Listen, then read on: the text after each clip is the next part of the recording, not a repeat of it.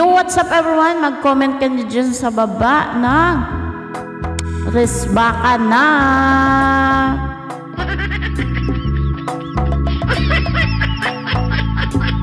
Resbaka na. Count me in, guys.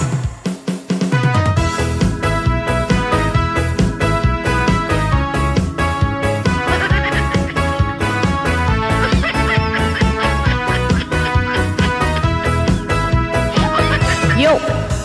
Ako'y nasa Malate, alas 7 ng gabi. Nakilala ko tuloy itong machong lalaki na nakabibighani sa aking mga mata. Hindi ko lang alam, ay manluloko lang pala. Bumanat sa akin ng bilim ko nun. Nagtuturo pa siya, hindi pa kami on upang di mahalata. Siya ay nagmayabang, nagmemenasitwa daw siya sa alabang. Ako ay umakbay, mahigpit na mahigpit. Naglalaway sa abs niyang kapit na kapit. Nang ako'y nakalinga, di ko siya matagpuan. Ubus ang aking money, hindi ko pa nabembang. When the night has come, oh yeah. Guys, alam ko tumatawa ka dyan. Lumalabas, Banyu King.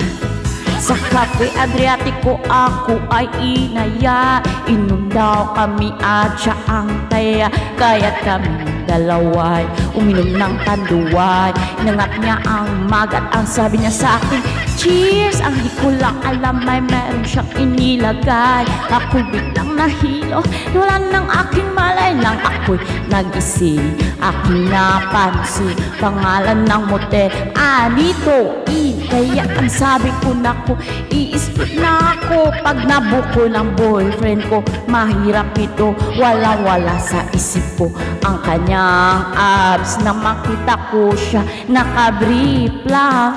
In the night, nagloloko ang aking microphone, guys. Nakakainis. Madness, lumalabas, Banyu Queen. Oy, King pala. Naglalag.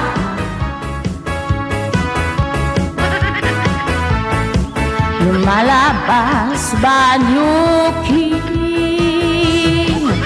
Kami ay nagkatawanan at nagkukwentuhan. At doon sa sofa kami ay naglalampungan ng ginaw. Para nasa rupong G.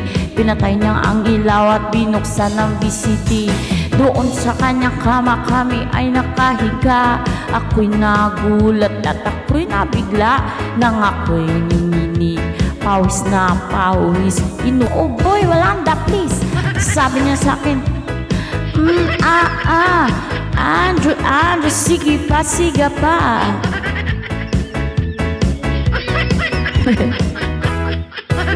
Baka ma-art tayo nito. When the night has come, oh yeah, at pinatayang ilaw, madalas lumalabas, Banyu King. Oh darling, stand by me. Oh, stand by me. Oh, madalas lumalabas, Banyu King.